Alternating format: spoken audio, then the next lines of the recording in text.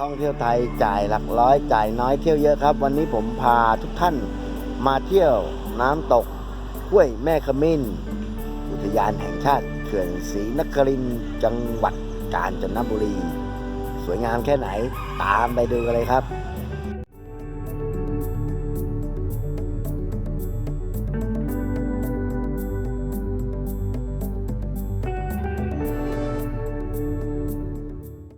น้ำตกห้วยแม่ขมิ้นนะครับเป็นหนึ่งในน้ำตกที่สวยมากๆเลยนะครับในประเทศไทย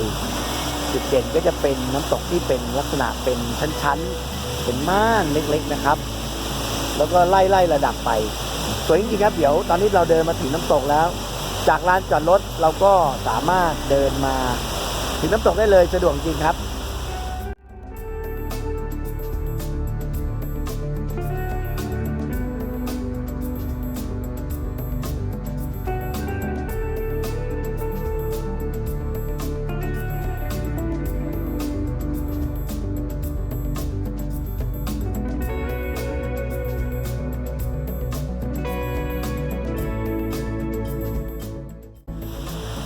จากจุดแรกที่เรามาถึงชั้นที่4นะครับเราก็เดินชมธรรมชาติไปนี่ครับลงไปตามทางเรื่อยๆทางเดินดีครับก็จะลงไปสู่ชั้นต่างๆซึ่งจะเห็นความงามของน้ำตกแต่ละชั้นเนี่ยต่างกันไปนะครับเราเดินจากชั้น4เนี่ยนะครับ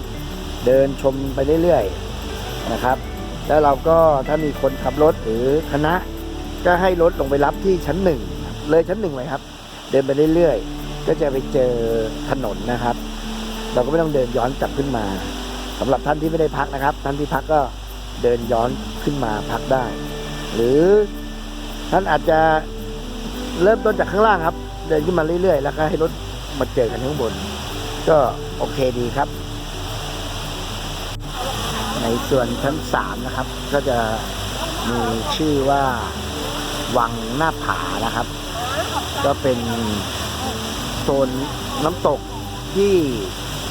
สูงใหญ่ครับโซนนี้ครับชั้น3นี่เดี๋ยวเราเดินไปดูใกล้ๆกันครับ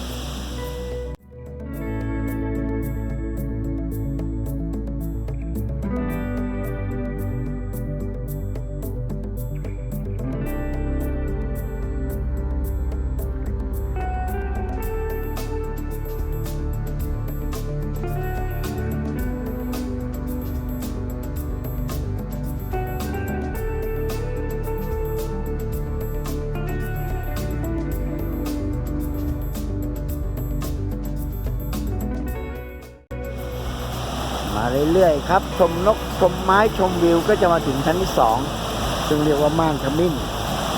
ชั้นนี้จะมีจุดเด่นตรงที่มีเหมือนแอ่งขนาดใหญ่นะครับแล้วก็ไม่ลึกนะฮะเด็กก็เข้าไปเล่นได้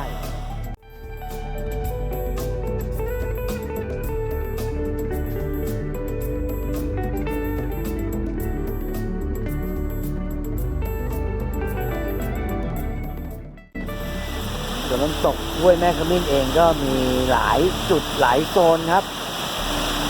ที่สำคัญครับมีหลายโซนซึ่งไม่ได้ลึกและน้ำไม่แรงนะครับเด็กๆเล่นได้สบายๆครับมีที่นั่งมีทางเดินสะดวกครับน้ำตกสวยจริงๆครับ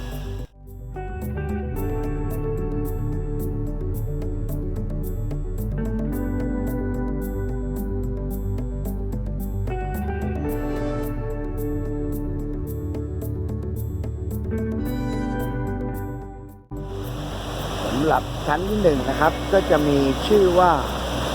ดงว่านครับเป็นชั้นที่มองเห็นน้ำตกเล่นระดับสวยงามมากครับ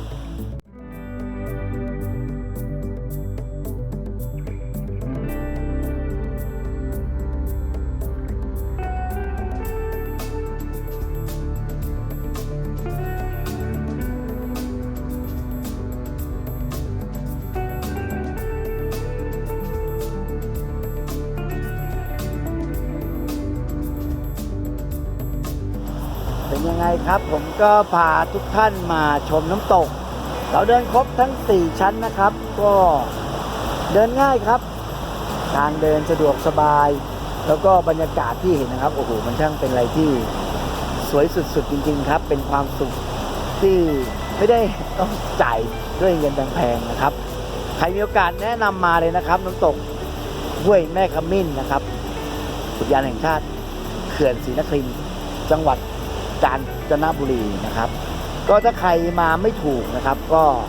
คอมเมนต์ถามมาได้ครับเดี๋ยวผมจะบอกให้หรือใครอยากรู้ข้อมูลเพิ่มเติมเกี่ยวกับว่ากางเต็นท์ตรงไหนกินตรงไหนพักยังไงจอดรถยังไงอะไรยังไงก็คอมเมนต์สอบถามมาได้นะครับผมก็จะมีหาข้อมูลมาตอบให้